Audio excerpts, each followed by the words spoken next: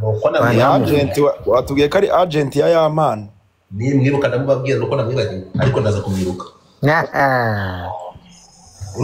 urukumva nuko situation urukumva ko noneho wibaze tugaruke gato ko niki wumvishe ibyaha hano hakaba harimo mu bintu bigaruka kuri jihad ni izina ry'Imana njewe jihad naramwihamagariye ndamubwira nti bro ikirego cyamaze kugera mu nkiko urabizi aravuga ati ndabizi ikirego muri ibirego byose ikirego cyakomeje kuzengereza aba bantu Brian na Jihad ni ikirego cya Fiona cyanze kuva mu nkiko anytime kizasomwa cyuyu murundi bivugwa ko ntabwo tubizi ntabwo tubihamya ko yishyuye amafaranga kugira ngo baharabike inde Fiona uburakari buramwica akoresha imbaraga z'umurengera aravuga ati aba bantu nzajyana nabo mu nkiko mpaka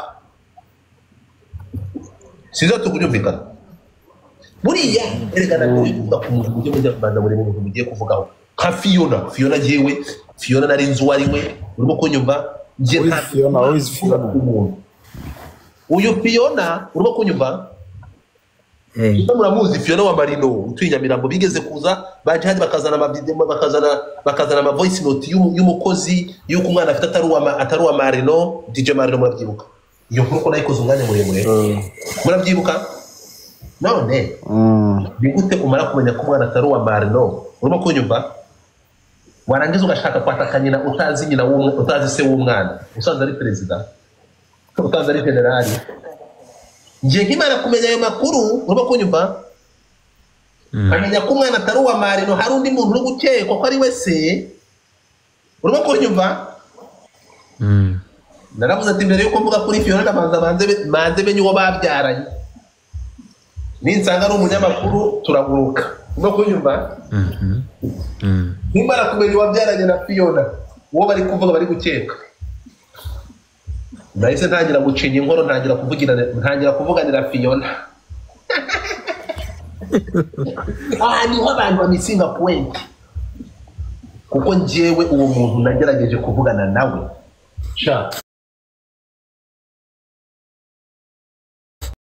uyu muntu yaravuze ngo byanga bikunda muzahanwa mu buzima mugiye mureka guhubuka so iyi kese ni izina ry'Imana ni kubugira gatatu numvishe murangira ayivugaho iyi ni kese ivuzweho imaze kuvugwa inshuro nyinshi bivuze ngo iyi kese yanze kurekurwa hananiwe kuganira ibiganiro na Fiona byaranze basabye imbabazi Fiona icyo ntazi sinzi niba aho none nkibaza DJ Brian yisanze muri iyi kese ati niho nibaza DJ Brian yisanze muri iyi kese ya Fiona ate ko bivuga ko uziko nka Brian yisanga muri ya kese yisanga muri ya kese kuri bagenda kuri Instagram bagakora ama live bari kumwe kandi none urabizi umwe abavuga undi bamwikiriza so rero ari gihe biba ngombwa nyine umuntu agafata nk'imenyetso akareba ukuntu umwe ari kugenda mwikiriza musapotinga kuri ibyo bintu bigasanga n'ubundi aje muri iyo case ikindi nuko buriya abantu bagomba kumenya buriya iyo ugiye muri RIB warigeze kujyamo uko abantu bamwe tujyamo iyo ugiyemo ibyaha bya mbere nyine babishyira nko muri archive kuriya nyine mu bigenda mukabisotinga uri kumwe n'abandi bantu iyo usubiyeyo rero byaha byose bashyize muri foda biba bihari bahita bakora muri systeme bagasanga uraregwa ibyaha 6 byose iyo bakohereje mu bushinjacyaha nabyo barabyohereza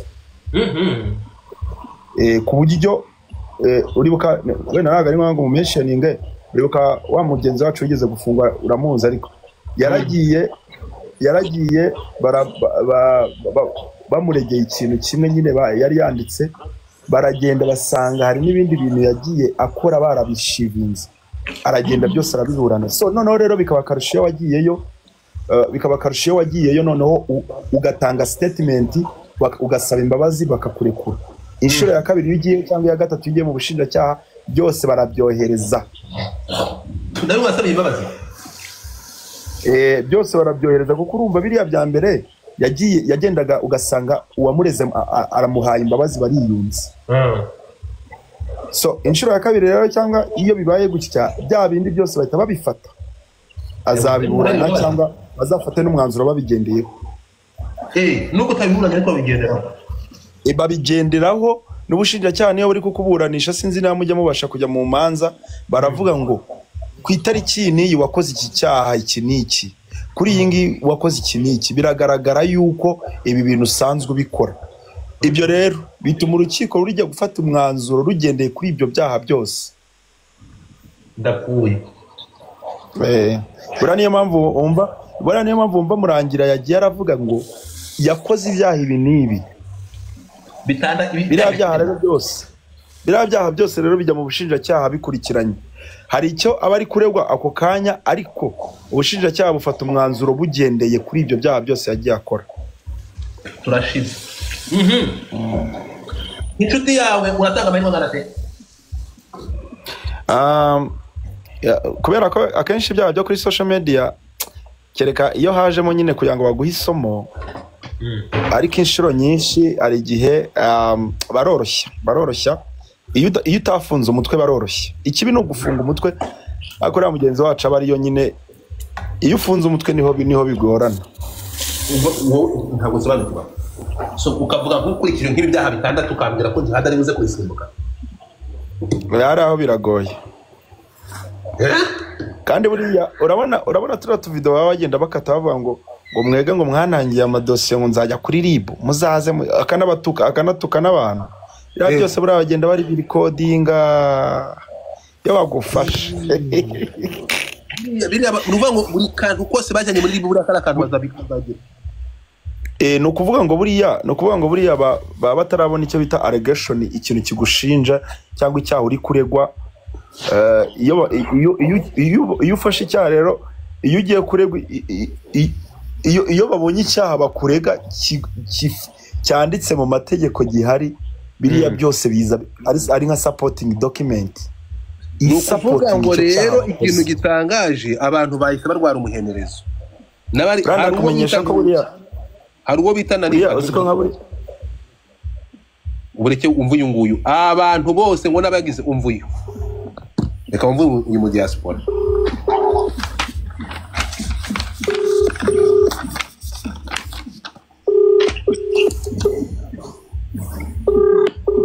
Uyu we ngo umwana ngo we ngo yarahungabanye ngo nubwo ngo yabiganiyeho ngo yafashe umwana, ibintu birakomeye.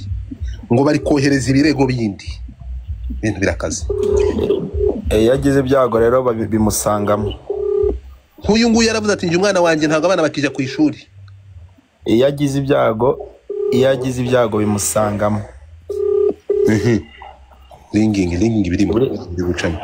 So J Baba nk'umuntu wakurikiye amagambo y'umuvugizi wa RIB, wowe uratanga amahirwe angahe kuri umusore ashobora kurekura?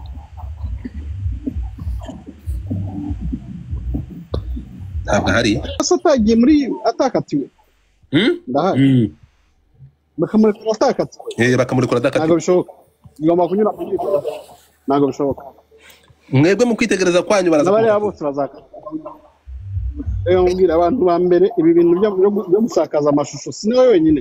Iri ekipe yabo yose bazayikatira. Urumva kubera ko batanze warning ibintu byo gusakaza amashusho ni icyaha. Nta muntu ari umuntu ari wabifungirwa n'umwe, nta n'umwe urabifungirwa mu buzima. Oya ntawe. Bashobora kuba aribo bagiye kuba intangarugero. Oya se.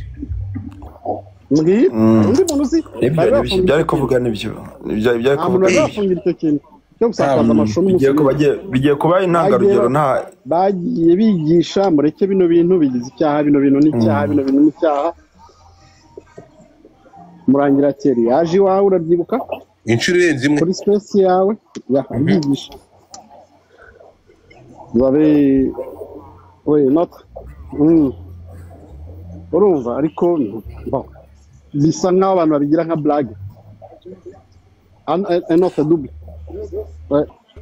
urumva abantu basa nkaho babigize nkaho ari blague kubera nta muntu ari bwabifungirwe n'umwe nta muntu mu buzima sinekereza ko hari umuntu mu Rwanda bari bafungira kugira gusakaza hari ugusebanya hari gusakaza amashusho y'urukozasoni sinekereza ko hari umuntu wari wafungira iyo dosiye n'umwe. I don't think so. Ariko ngira ngo wenda kuko abari nka bwo bwa mbere barezwe kiriya cyaha cyangwa ari bwo bwa mbere bagiye kuburanisha biriya bintu ntago bakanyaga cyane baba wenda urugero nk'umwaka cyangwa imyaka ibiri ariko bakababwira ngo nuko ari ubwa mbere nyine bibaye. Ikindi buriya aba bantu banga ko bari kuburana nkurikije uriya umuntu bita Jihad niwe muntu mu mazi abira cyane. Inde Jihad aba bantu bari kuburana pari raporo y'ibintu bagiye bakora bitandukanye n'ibindi bagiye babika. Jihad niwe uri mu mazi abira cyane ariko abo kandi kejo rero mu rukiko abantu bagiyeyo urukumva kejo ratireka urumva reka nkwe nk'urugero njyewe bamuhaye dosiye muretse mu byo kano kantu Kemini Kejo ni ari kuri dosiye imwe na yamuna ntuza na nuriya mutibi babahaye ni file namba imwe na ntuza na ni uyu mutibi Pazo Kejo nagiye kubura navuga ati ndabasabye ngenda burana nonaha kandi noneho ntimumburanishe ko umuntu wakoze icyaha mwanyibeshyeho njyewe ndaza kumutanga buhamya. Urumva mwimbambana n'igisambo ahubwo mureke mu butanga buhamya njyewe. Sizamu kumva icyo kintu. Yego. So nukuvuga ngo fata ku mavuta we nari yego ko fata ku mavuta jati. Pazo waravuga ati ngiye gutanga ubuhamya kuko ntabwo njyewe nigeze mu mfatanya cyaha. Ahubwo nabonye ibyo Pazo yakoze. Mureke kumfatanya n'igisambo.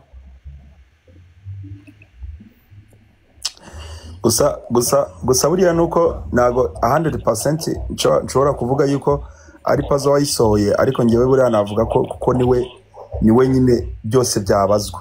Inde Pazo kuko buriya no mu gufana kwa Pazo ibintu nibirebire Pazo urimo kunyumva Pazo bikavuga ko we yategetswe kubikora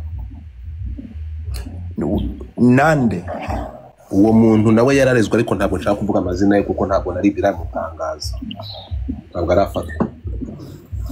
Pazo oya Pazo agategekwa kubikora se bamufasheho imbunda oya bamushutse still icyaha kiracyari kuri Pazo. Kuko ngiye Godfather nkubwiye ngo genda unukire nuzuriya ukamutuka ntago ari nge baza guhana bahana nyiri gukora igikorwa ukuntu muri kese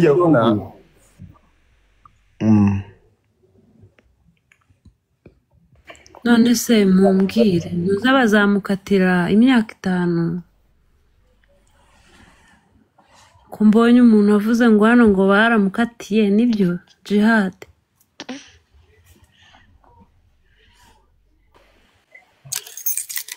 Okay. Ese Kemini niba mwakurikiye ingingo ya 34 mu igazeti ya leta mu mategeko y'u Rwanda y'ibihano iyi ngingo iki cyagihanishwa ibihe bihano muniyereze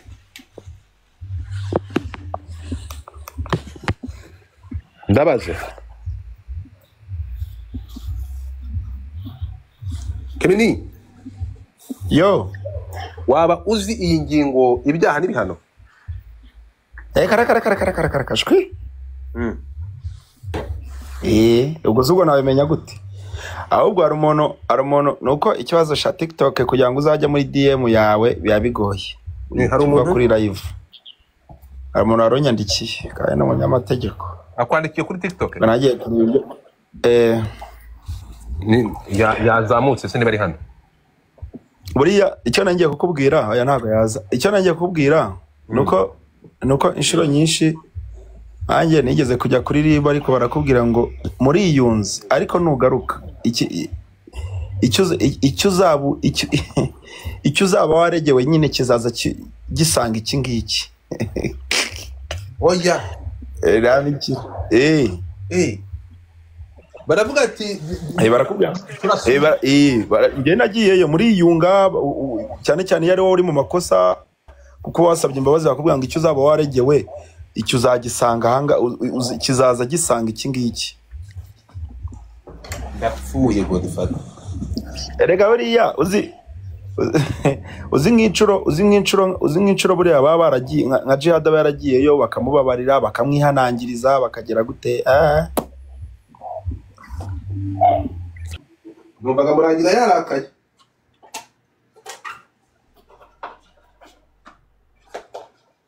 numvaga Murangira yarakaye kabisa sinzi niba nawe mwabyumvishe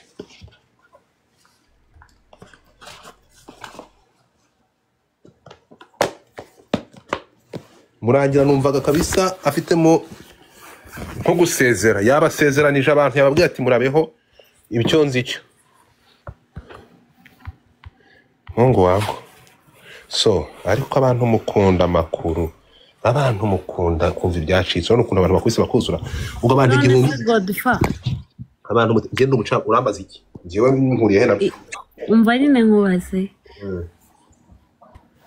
nuko nguko baba baramufatiye icyo cyaha ubwo hari abandi bamureze ibindi byaha nabyo agomba kubibarizwa rimwe ubajije ibyo bamaze kugusobanurira ntabwo nubwo bahuriye mu modoka akamusurira akanutsa warabibazwa ariko kumvise umukobwa muto n'uwo yasuriye akanutsa araza kubiryozwa azamukatira